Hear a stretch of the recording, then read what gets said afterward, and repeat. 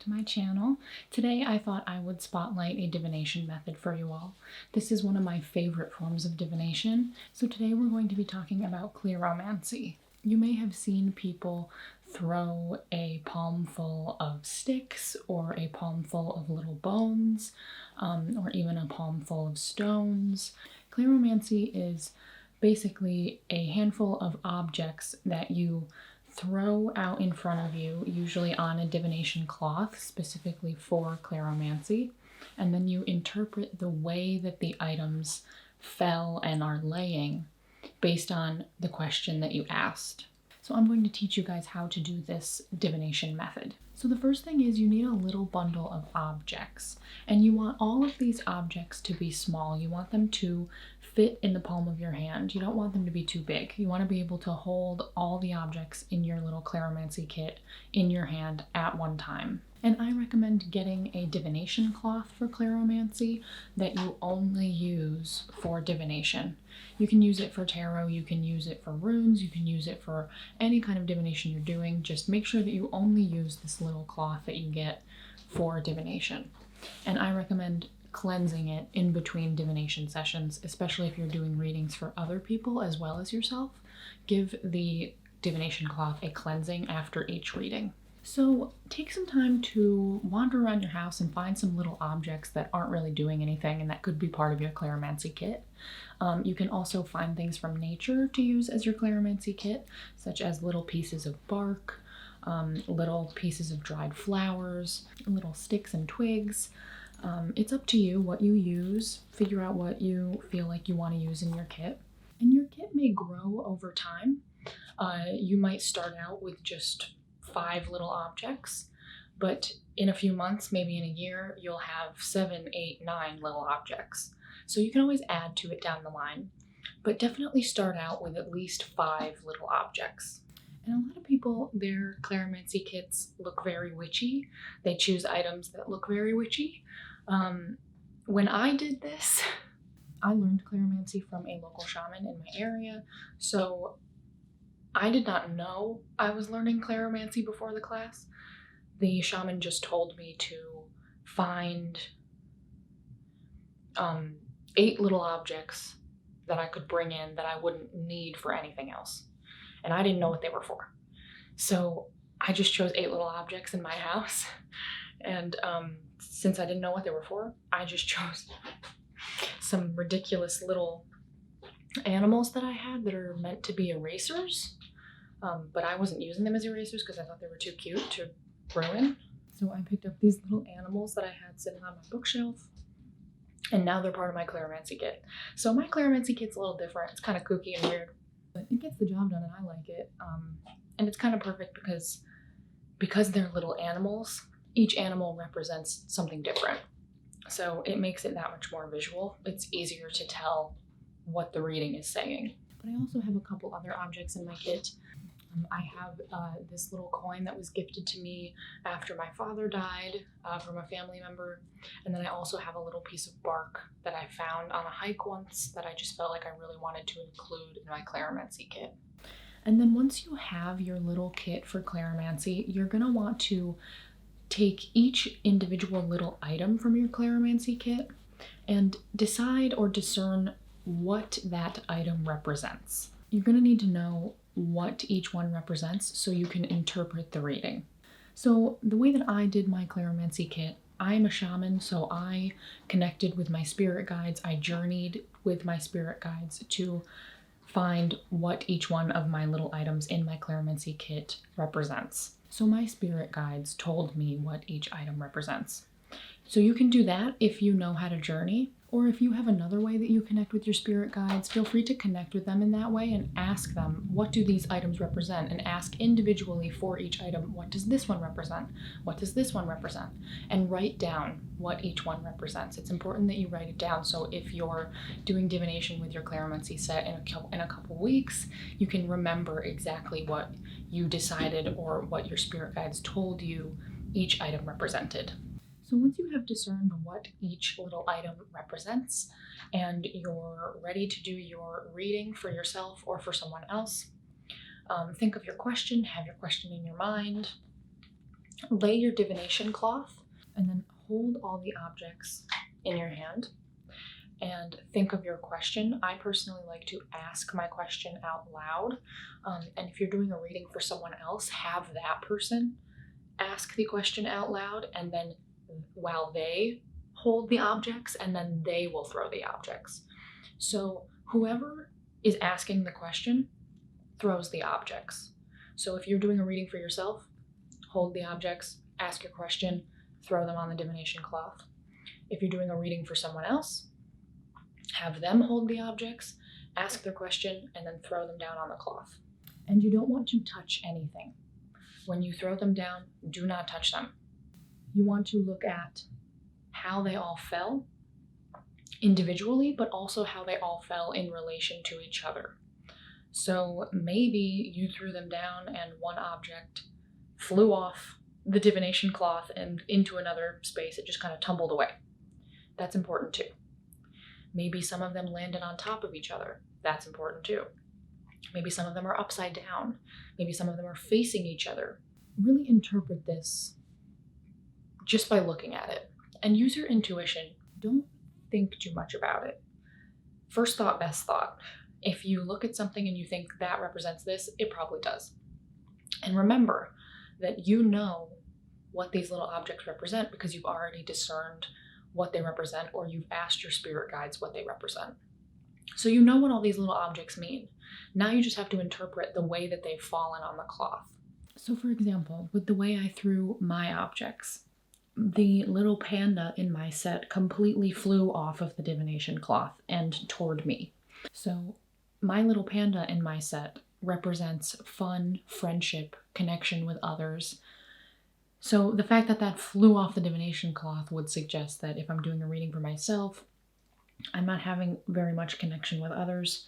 I'm somewhat isolated, not having a lot of fun. Which is interesting because I didn't even ask a question, but they're reading me for filth. I'm quarantined in my home. Yep.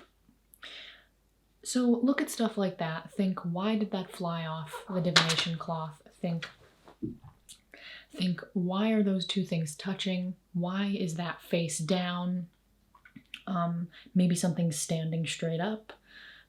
Interpret how you will interpret. When you do this type of divination, you really have to trust your intuition. So just to help you guys understand how I would interpret a Cleromancy reading, I'll interpret the one that I did for myself right now. So this is how my reading turned out. And as you can see, as we mentioned, little panda made a run for it. So as we said before, this little panda being all the way over here can represent that I'm not having a lot of fun right now. I'm not really seeing a lot of my friends, not having much connection with others.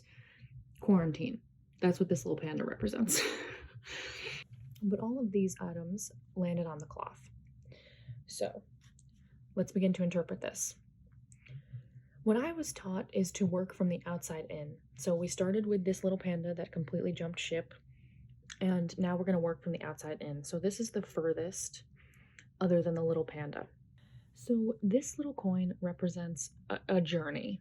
So this is all about where you've been and where you're going. And it's also about gratitude. It's about remembering where you've been and being grateful for the journey that you've been on. And this little coin is face up. It's got two sides. I see this as more of the tail side and this as more of the head side. So this is heads up. And this little elephant represents wisdom and comfort with accepting where you are, and specifically radical acceptance. And this guy is also face up. He's not standing up, but his face is up, just like this coin. And the fact that these two are near each other, I think, is interesting because this one's about your journey and being grateful for where you are, and this is about radical acceptance.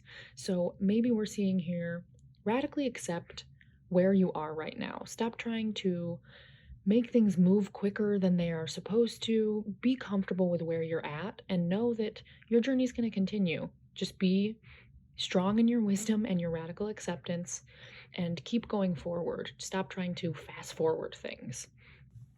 Especially since this little panda's all the way over here, maybe we're feeling some uncomfortability with the fact that we're still in quarantine, we're still kind of stuck, and we're trying to move things along a little bit too fast. So, radical acceptance. Then moving further in, this little horse is the next furthest out, and he's also face up. The horse represents freedom, and the inability to go against yourself. So, the opposite of self abandonment. The horse really represents showing up for yourself. So, self care, self love, and the untamed you. So, completely uninhibited who you are. So, this being face up may mean that you are being told by these objects to try to practice self acceptance more and remember your freedom. Remember to be that untamed you. And maybe this will help to continue your journey. And then the next in is this little piece of bark. So the bark in my Cleromancy set represents grounding, feeling connected to the world around you and to the earth, and being present in your body. So this is the first one that's kind of right in this cluster of all these little objects. So let's continue to talk about these objects before we interpret why they're all clustered together. Because remember, we're not just looking at the individual objects and what they mean, we're looking at them in relation to each other. So these are all clumped together. There's got to be a reason. So let's interpret them all first. So then moving to the little giraffe.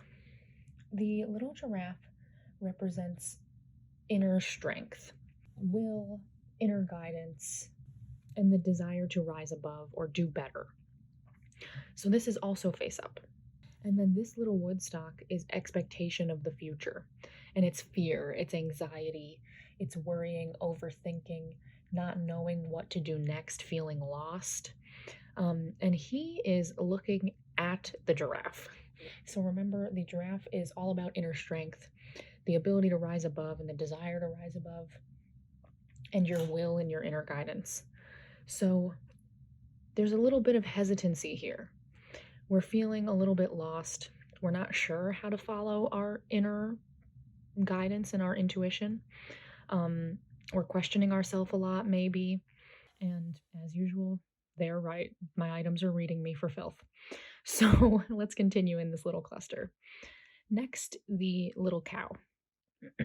Oh, okay, Giles. He wants to help. The little cow. So the little cow is fully on its back. So let's talk about what the cow represents. So the cow represents your home base, your feeling of security, your safety, your stability. It can represent your family and your friends, your community, and your comfort within. So the fact for me that this is completely on its back makes a lot of sense for me. I'm in the process of moving, so my sense of home is a little bit scattered right now. I don't have all my stuff organized. I'm still figuring out where to put things. Overall, my living situation is very scattered, so this makes a lot of sense to me. And then the little pig. The little pig is on its side and looking away from all the other objects except for the panda that flew off the cloth. So let's talk about what the pig represents. The pig represents the difference between what you want and need. It can represent falling into old patterns, and it can represent relearning a lesson that you've already been taught. So the fact that this little pig is in this little cluster, remember we've got kind of fear and anxiety, feeling lost and worried about the future, overthinking. And then this little giraffe, the ability to rise above, your intuition, your will. And then the little cow, your home base, your center, your stability, your community. And then the little pig, the difference between what you need and what you want, and relearning a lesson. So with all of these, we're kind of seeing a message of get yourself stable, get your home base set up, try to follow that intuition and stop listening so much to that fear. And remember the lessons you've learned. And the fact that these two are kind of pointing in toward each other the same way these two are kind of pointing in toward each other Remember, this one represents home base and stability, and this one represents relearning a lesson and falling into old patterns. And this would represent that I'm doing something that I've done a lot, which is put things off. I really hate moving, and every time I move, I take forever to set everything up. So this is my objects telling me, set your life up, get your home base secure, and then you'll be able to stop relearning lessons and falling into old patterns. So overall, these objects definitely read me correctly. So do the same thing with your objects. Discern what each one means, throw them down, and then assess. Think about the distance between objects. Why are these so far away while these are all clustered? It could be that these are a little less important for you right now, and these are the main focus of the question that you answered, and this is where your answer will really lie. It could be that these are far because these are the first ones. Remember, we work from the outside in, so if something fell off of the cloth, start there and then work your way toward the center of the cloth. So maybe these are further away because they're the beginning of the reading. We're getting into the start of the reading, and as you get closer to the center, this is the meat of the reading. This is really where you're going to learn the most. And once you've interpreted your reading, I recommend writing down some of the insights that you gained from the reading. And then you want to pick up all your objects and cleanse your cloth. You can also cleanse your little objects. I like to do that, especially if I read for someone else. So cleanse everything once you're done, and then you're ready for your next reading, whenever that is. Thank you guys so much for watching, and if you guys enjoyed this, give it a thumbs up, and I'll do more divination videos. There are lots of different methods for divination, and the ones that I use are not really the most stereotypical ones. I like the more obscure ones like Cleromancy. So if you guys enjoyed learning about Cleromancy, give this video a thumbs up and subscribe to my channel so you don't miss any future videos. I upload new videos to my channel every single week. Thank you guys so much for watching, and I will see you next week. Bye!